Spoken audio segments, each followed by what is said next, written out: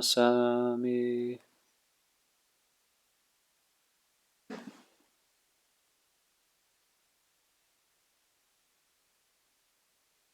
So, September 16th, 2018, Sunday program, Sunday afternoon. The weather is cooling down. It's very, very comfortable, and feels like we might make it through another year, might survive another year.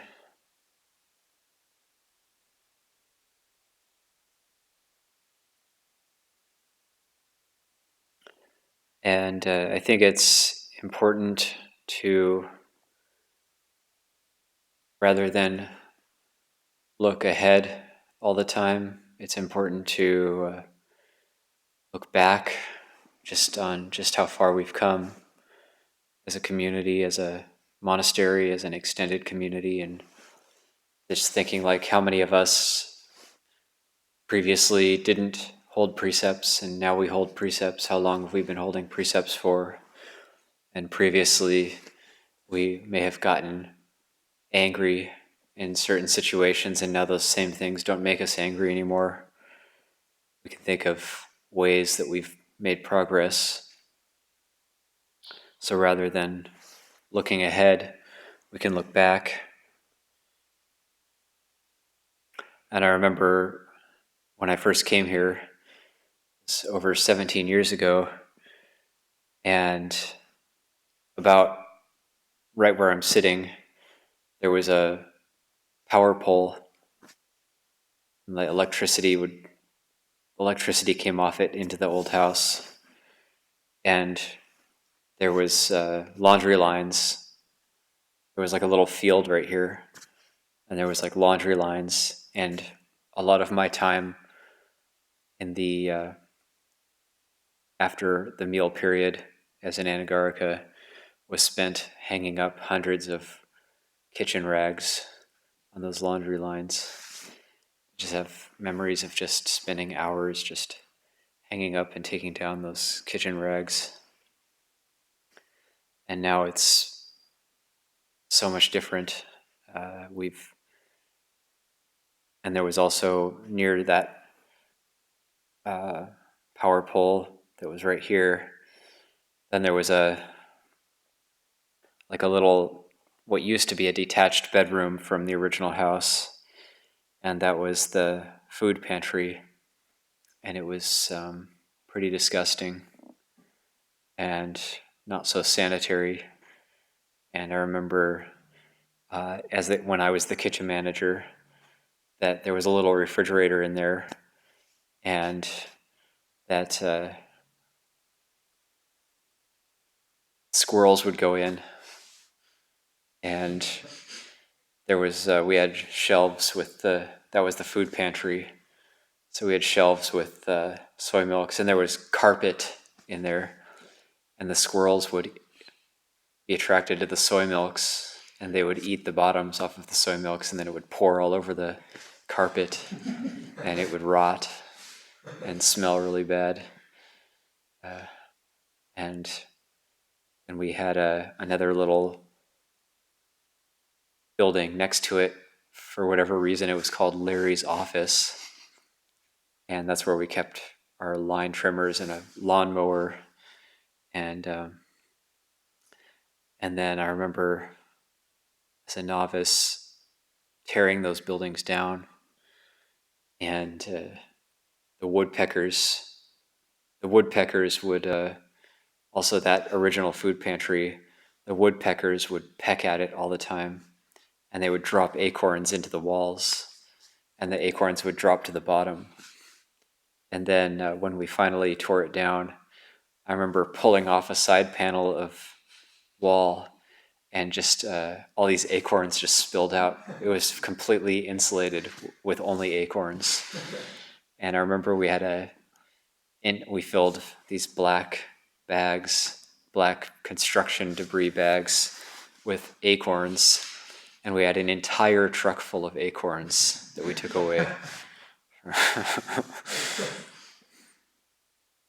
And so it was nice to tear that thing down. Um, then the reason we had to tear it down was we had to build these office buildings. So we built those office buildings in 2005, 2006. And then everything just has changed over the years. And now we have what we have today with the physical community. And also there was this old house, which up until only a year and a half, 2 years ago, was still there. And there was this much loved front porch. So most everybody who comes here remembers sitting on those green chairs on the front porch, looking at the bell tower. And it's just a very nice place to sit. And so there was ideas to keep that front porch as like a museum piece, like actually take the house apart, but rebuild the front porch as it was before and put it somewhere else. But it wasn't to be that we were going to do that. We were to do that. So, but now it changes. It's easy to forget if we don't bring it up. Where we've been as a monastery, as a community, and hopefully we can keep some of that energy going that we had in the early days in terms of being like a family and not being too institutionalized.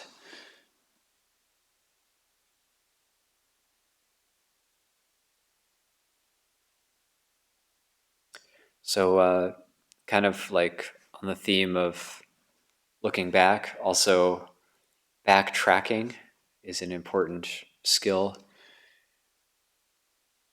So like if we make mistakes, whether with our precepts or with our practice or with our meditation or whatever, then knowing how to backtrack to where we went wrong.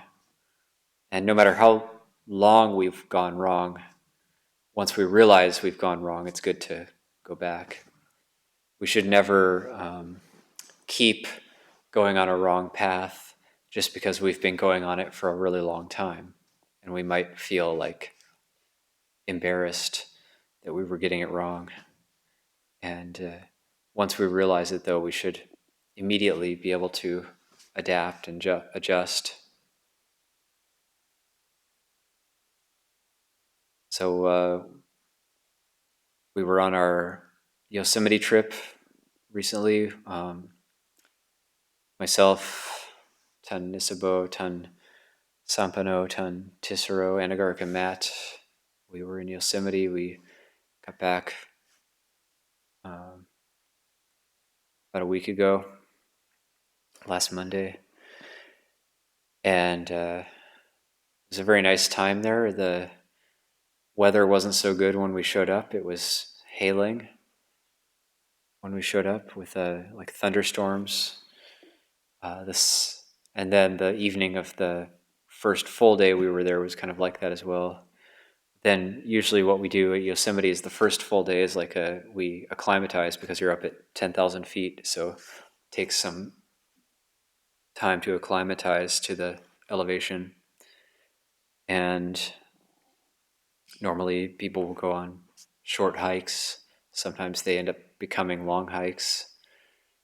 So we kind of just went our own ways that first full day there. And I was doing some exploring at some areas I hadn't been to before. And I remember trying to come down and was kind of up on the side of this mountain and then trying to come down a way I hadn't come down before. It was quite steep, but it looked like it was doable. And I was by myself, so I was trying to be really extra careful. And was descending this mountain, and it became like a chute, like it was like a very narrow. And so I was slowly picking my way down the mountain slope, and then it got to a point where it was getting a bit more treacherous, and I had to like climb down very slowly. And then I was almost at the bottom of this chute, and the last part of it, before the very bottom, was like about like a 20-foot drop. And the only way I was considering doing it, and the only way I would be able to do it would be to take my backpack off and drop it, and then attempt to slide down the side of the rock, which wasn't quite vertical. And I thought about it, and I thought, well, yeah, I don't. This could be a foolish decision if I decide to attempt this final drop. And so thought, well, I think it was a mistake coming down this chute. And so I ended up climbing all the way back up the chute and then going around. And I think if I didn't have that ability to just realize I went the wrong direction and put the time into just climbing back up and going around to the safe area, which is longer, could have been dangerous to keep going that same direction. There's also a story about wolves. How wolves are able to backtrack, and in order to throw off someone who might be tracking them. And backtracking is very important for also for being able to see, like, are we being mindful of each step?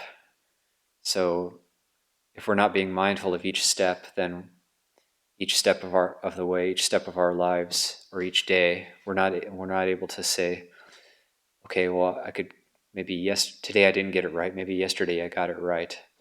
So we have to have this sense of mindfulness to be able to backtrack. This is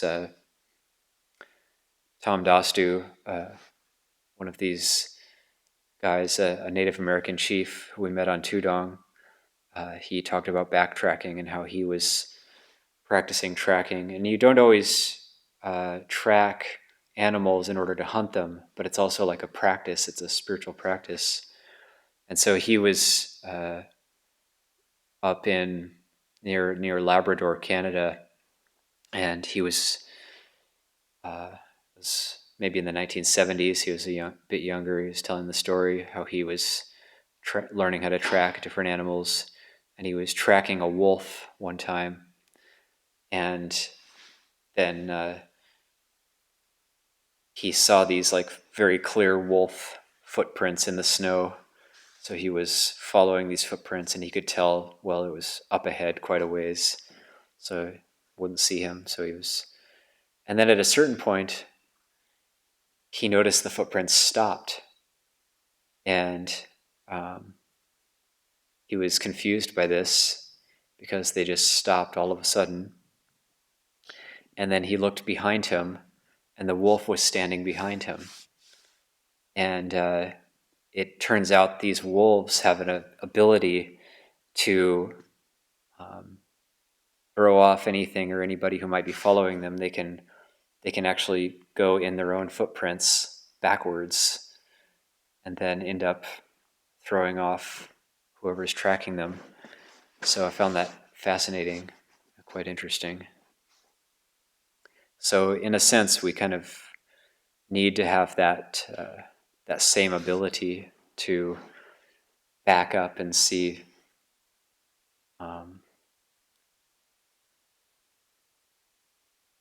I guess you could think of it in terms of like Mara. If Mara's been tracking you, you can backtrack and kind of try to get behind there.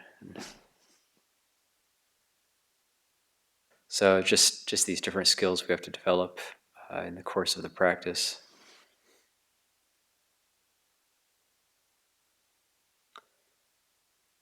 Been thinking a little bit as well about these teachings on anatta, on not self, and how are those applied in like real everyday practice. For myself, it's kind of been like not so helpful to just slavishly recite to myself, body is not self, feelings are not self, perception is not self, mental formations are not self, consciousness is not self. For me, that never had much of an effect. But then I was going through some older Tibetan teachings which talk about this, teachings of Lama Tsongkhapa and the Lam Rim, and it talks about it in slightly a different way, which I found helpful. And I could share a little bit of that because it's important to think about not self in the proper way. It's very easy to go off on a wrong direction if we misunderstand.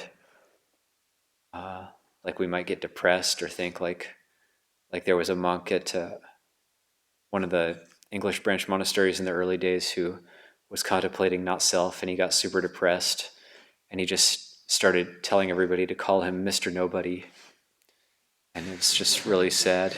And I think then he disrobed. So that's not the desired. That's not the intended effect that the Buddha wanted us to have when we contemplate not self. But what these teachings I was reviewing was saying was something that I did find helpful, something that did resonate with me, which was that if you want to see not self, you have to identify what you take as self. And it's different for everybody. For some people might tend to take the body as self more. Some people might tend to take the mind as self more. Or many people might be somewhere in the middle of that in terms of taking the body and mind as me, as who I am, and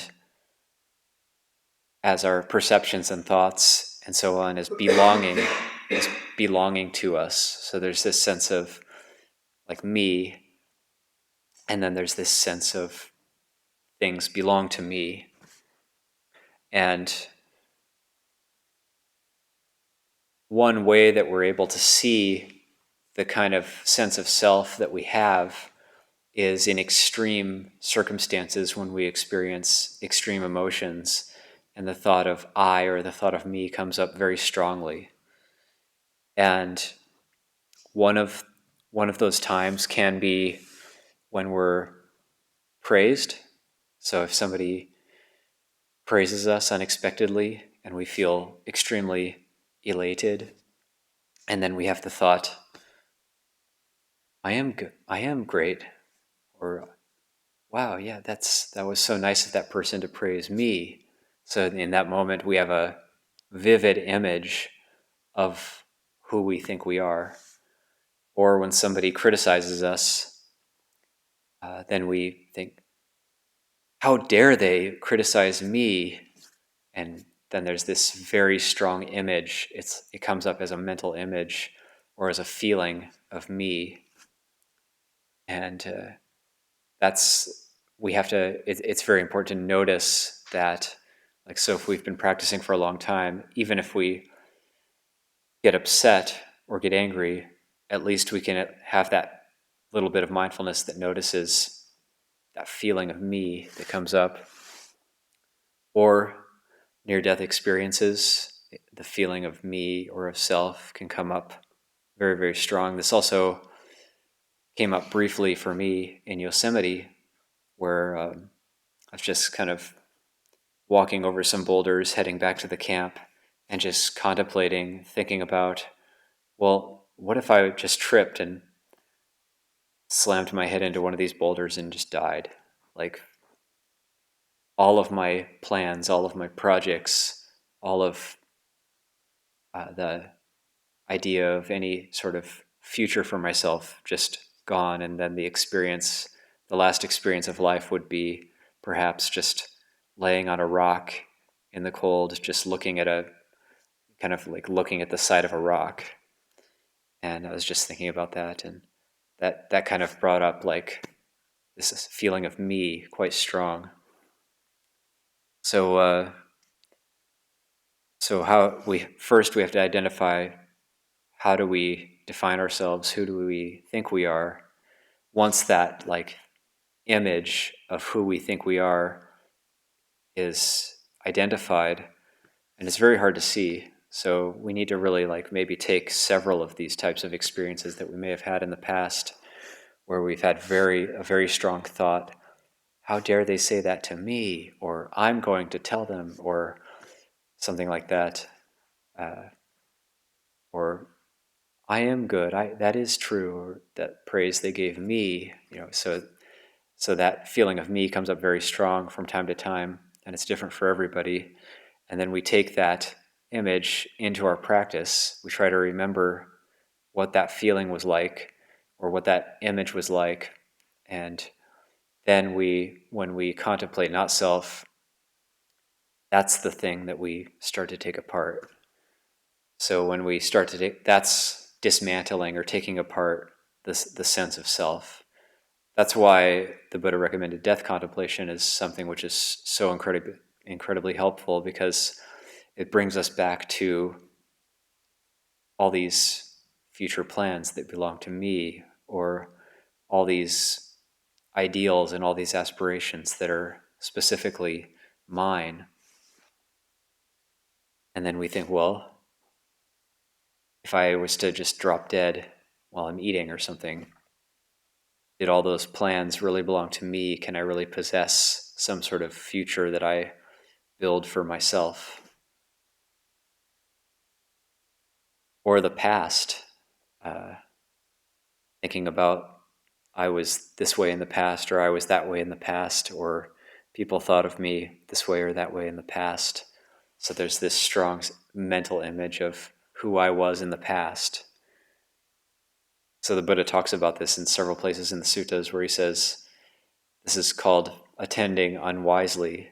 And this is also, a lot of people ask, like, oh, I know what greed is and I know what anger is, but what's delusion? So this is delusion. Delusion is when me, or the thoughts of sense of self, he attends unwisely. How was I in the past? Who was I in the past? What did I have in the past? Having been what in the past? What did I become in the past? Or he attends unwisely. Who will I be in the future? How will I be in the future? Having been what in the future? How will I be further in the future? Or he attends unwisely to the present. Thus, how am I now? Who am I now? What am I now? Having been what now? What will I become? And so, and setting aside those thoughts based on delusion, one comes back to attending wisely. Form is not self, feeling is not self, perception is not self, mental formations are not self, consciousness is not self. That there's these natural phenomenon that occur, and then the sense of self, or the sense of me or I am, is a construction that's added onto that, and it's the cause of suffering. It comes from ignorance. So it's a difficult one, this contemplation of not self. I would say not self comes from, it's like the death contemplation really leads into not self.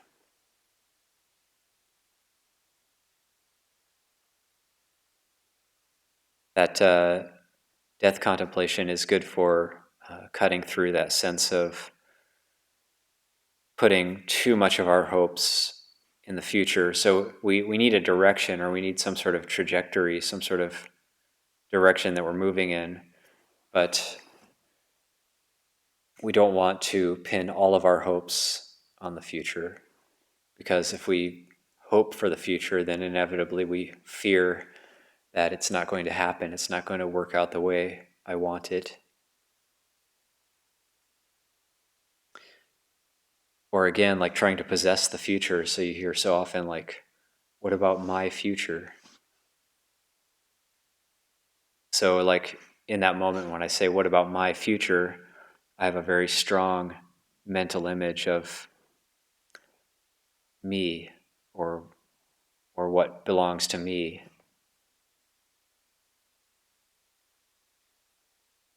Although even that mental image, that's really what we have to look into, because even that isn't clearly defined. That image of me is only alive because of a lack of mindfulness.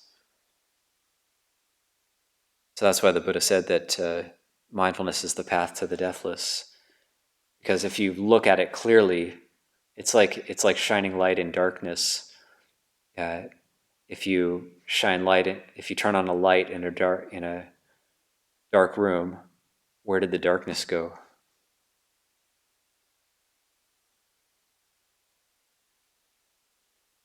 So if you turn on a light in a dark room, just think about for a second, where did the darkness go? What happened to the darkness?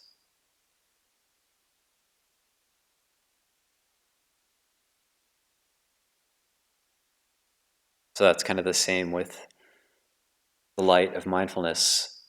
Where does the me go, or what happens to the sense of self when mindfulness is inserted into it?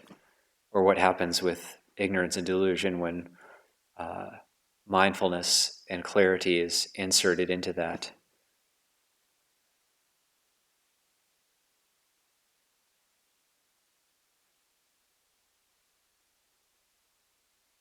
It's kind of interesting to think about.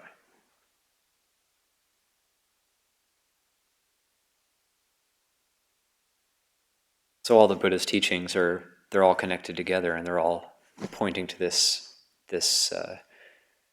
seeing of not self with mindfulness. Now we have to back up a bit, because this is good to think about, but it's not easy to do, and it takes time for the mind to reorganize itself in a way that it can start to see these things. So we have to back up. What we actually do, we meditate. So we meditate, we keep precepts. What do we do when we meditate? When we meditate, we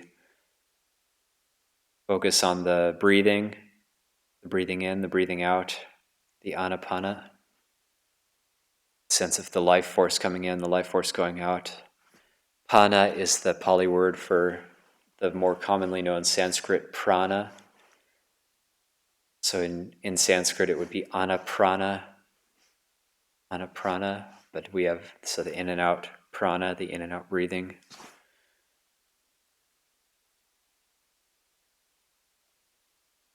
While we're sitting in meditation, then various hindrances arise.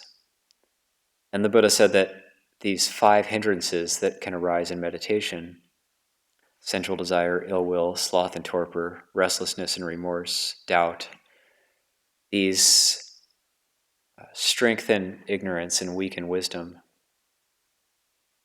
So they weaken our sense of mental clarity that we want to have in order to be able to see not self, or to be fully in the present moment with mindfulness. So some of these hindrances can be either unwholesome or neutral or unwholesome, or they can be wholesome or unwholesome. So like, for example, sensual desire, that's going to tend to be unwholesome. So it's the mind still kind of sinking down into a unwholesome state, hoping to gain some sort of sensual gratification in the future. So it's giving rise to this desire to own some sort of sensuality, and that's somehow going to be fulfilling in some way. So that tends to be unwholesome. Uh, Ill will. Ill will is the second hindrance to meditation. That's more like mulling over, chewing over some sort of annoyance, some sort of irritation, or could be out and out inner rage, inner anger, just with ill will, if it's strong ill will, the breath tends to get faster. That's one sign that ill will is occurring. Or the face can like tense up. We come back to consciously calming the body, coming back to a neutral state. And ill will is definitely going to be unwholesome. We're not acting on it in the meditation. We're not. Hopefully, we don't just kind of like start telling somebody off, or uh, it's not going to come out by speech or by body during the meditation. It's more just an unwholesome mental act. So at the very least, we don't have to feel guilty in that we're not harming anybody else with these thoughts.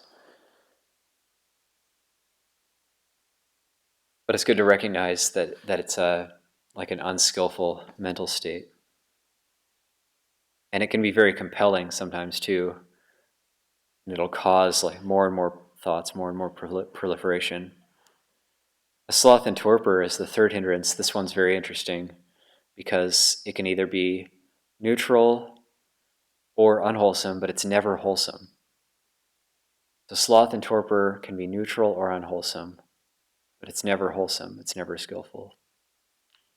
And this is a very common one, which I feel I've suffered a little bit less from after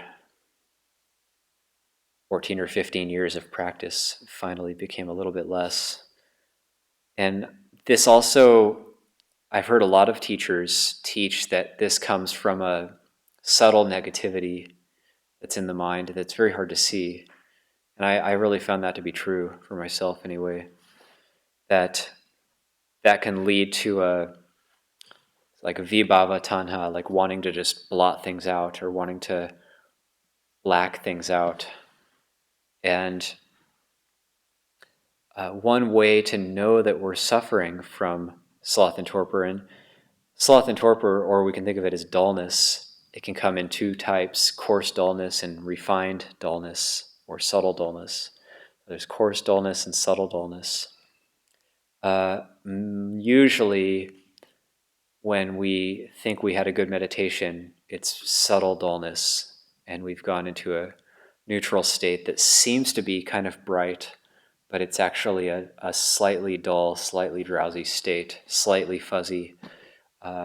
Because what we're really searching for in meditation is bright, vividly clear, very awake, very alert, very mindful, without that sense of fuzzy dullness that's attaching itself to it. One way to know that we're suffering from this particular hindrance is if the meditation seems to go by really fast. So, like, for example, we can ask ourselves, when I meditate during the morning meditation or during the evening meditation, does the meditation go by really fast? If the answer is yes, 99% sure you're suffering from dullness or sloth and torpor. 1% chance maybe you went into a really deep state of samadhi, but that's less common. So most of us don't have that problem of having a really short meditation because of being in intensely deep samadhi.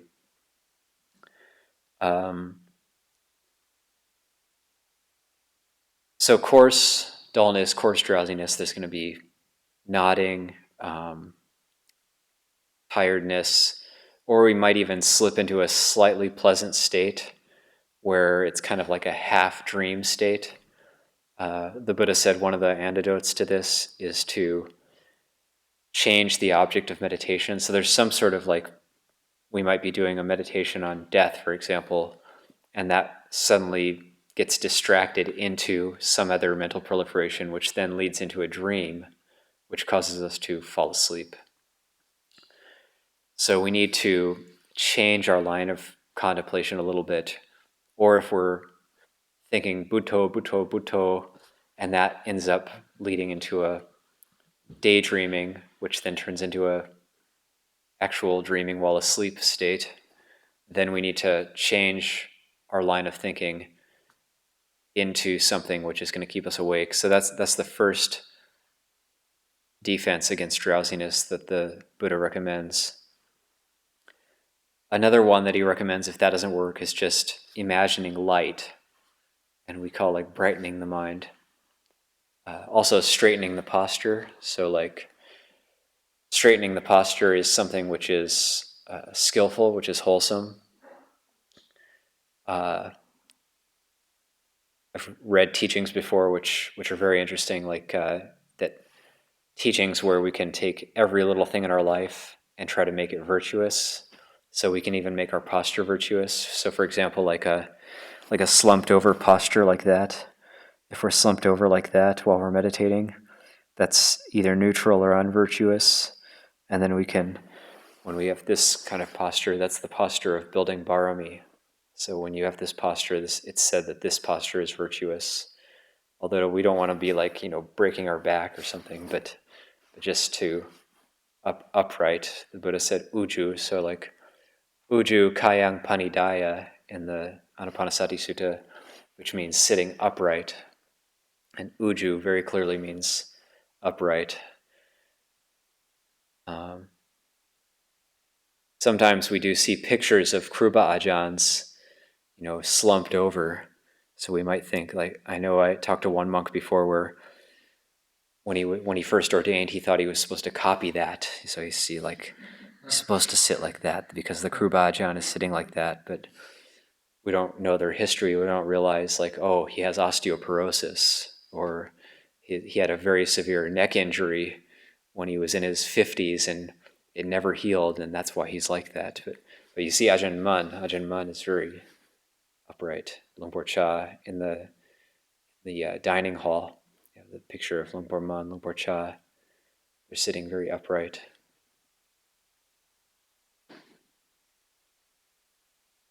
So that's one way, straightening the posture. And I used to get pretty upset when I won't name their name, but there was another monk who used to like to tell me when I was nodding, and I didn't like it.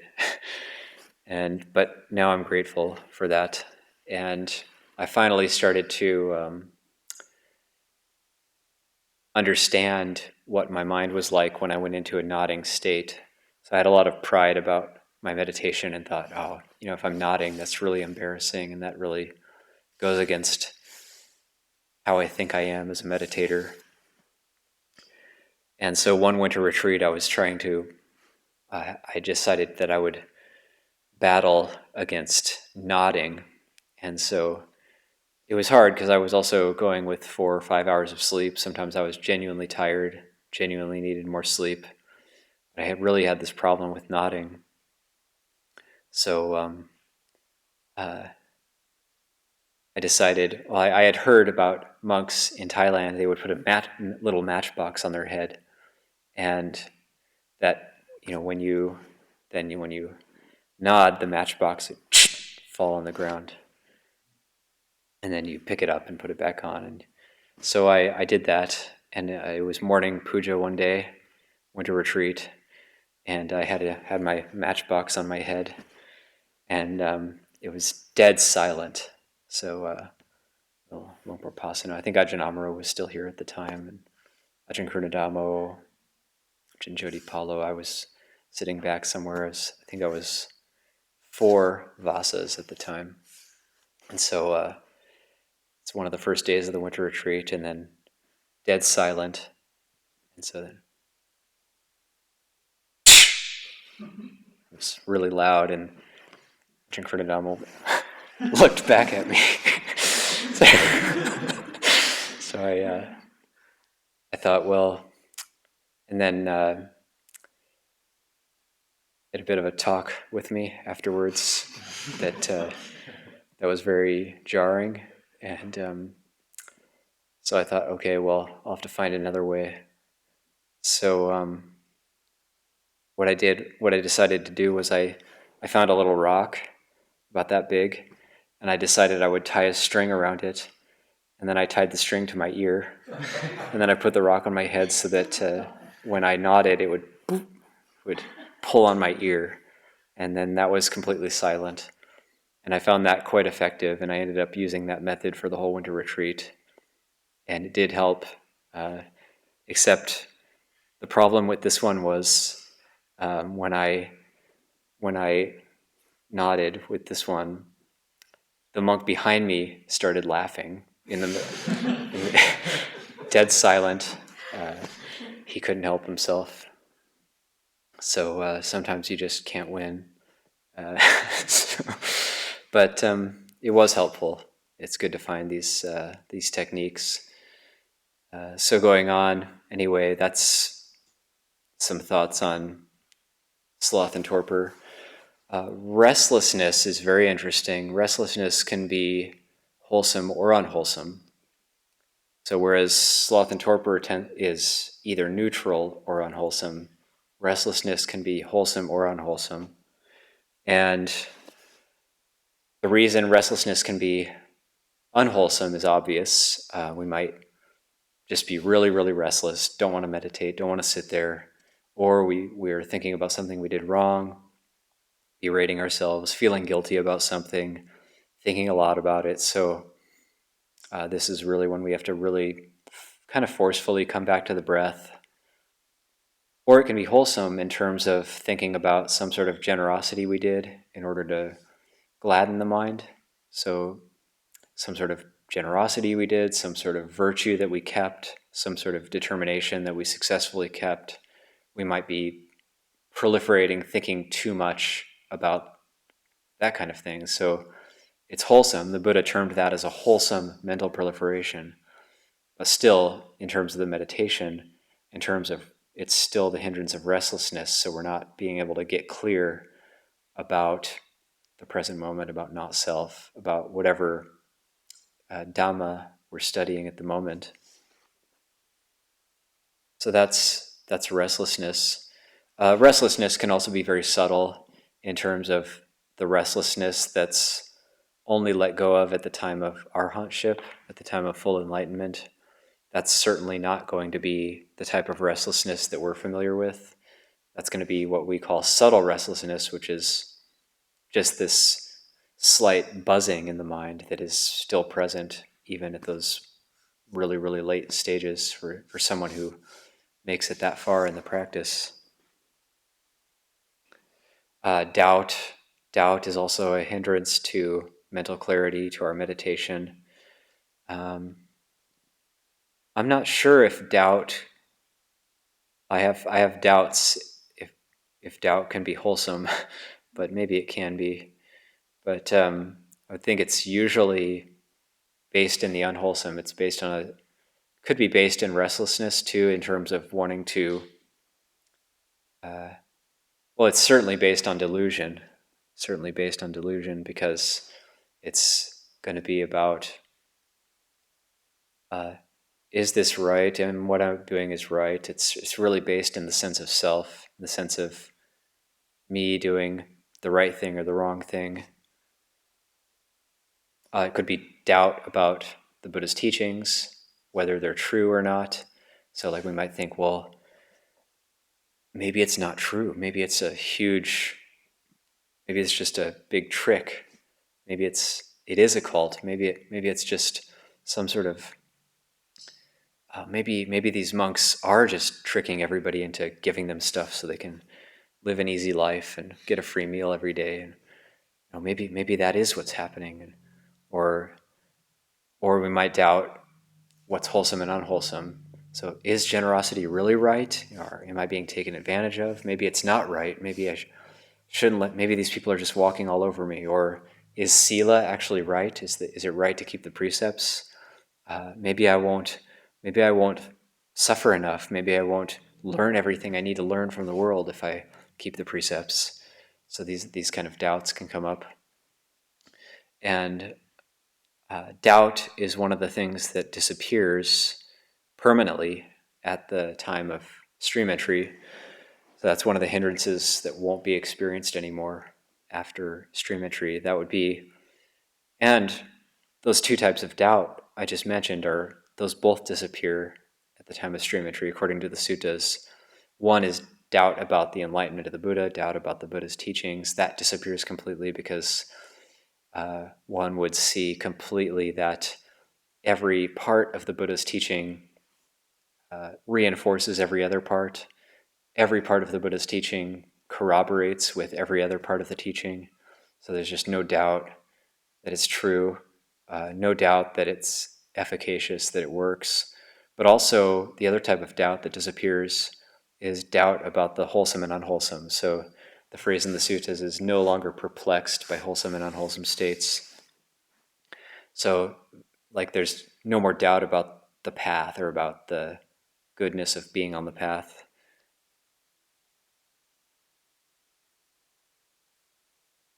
Also, that Sakaya Ditti, which is the sense of self, but it's more like the coarser sense of self, would disappear at the time of stream entry. And Sila Bhatta Baramasa, the clinging to rites and rituals, really what that is, like Ajahn Amaro would define it as clinging to conventions. So that, say, clinging to rites and rituals would be something like ordaining in and of itself makes you enlightened. So just wearing the robes will make you enlightened, or just taking ordination will make you enlightened. So that's clinging to something external that you think is going to purify you, or what the Brahmins in India would do in the time of the Buddha and still do now in terms of bathing in the water to purify or wash away the sins based in bathing in the holy river.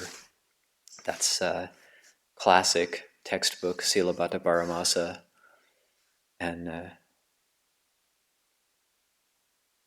one sees the purification comes through the mind, through the mind seeing Dhamma, and say burning out the defilements, like we chanted with the Ovada Patimokkha.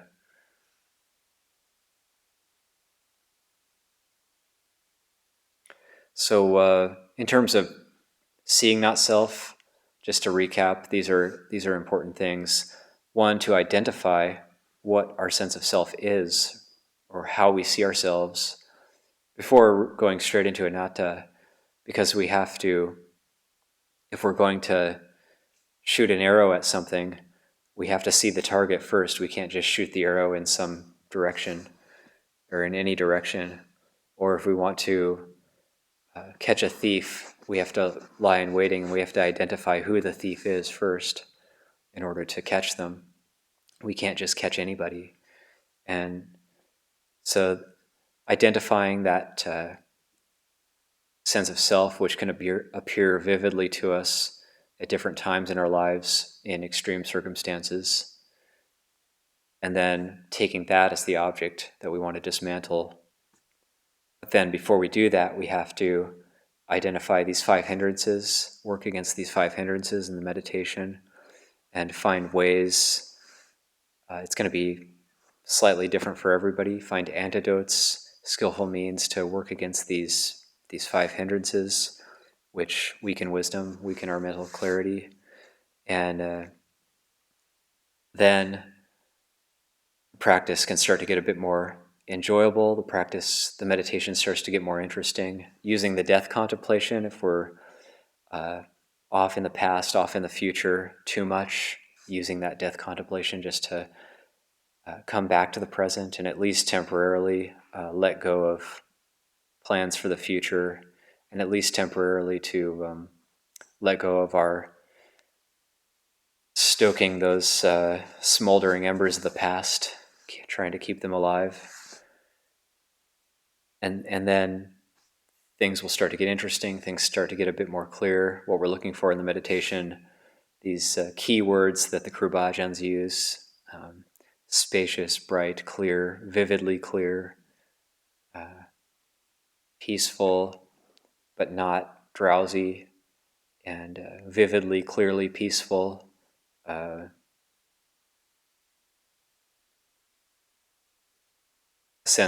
deep sense of inner contentment that arises from the practice and from the meditation, and specifically in the meditation when we're meditating, contacting that deep sense of contentment. And so that's when that starts to happen, then that can be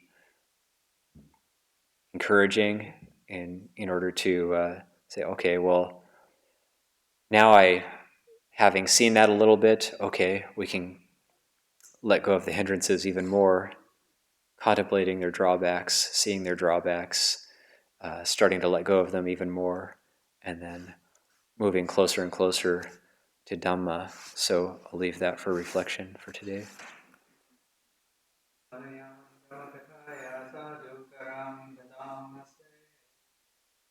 Sadhu, sadhu, sadhu, anumodami.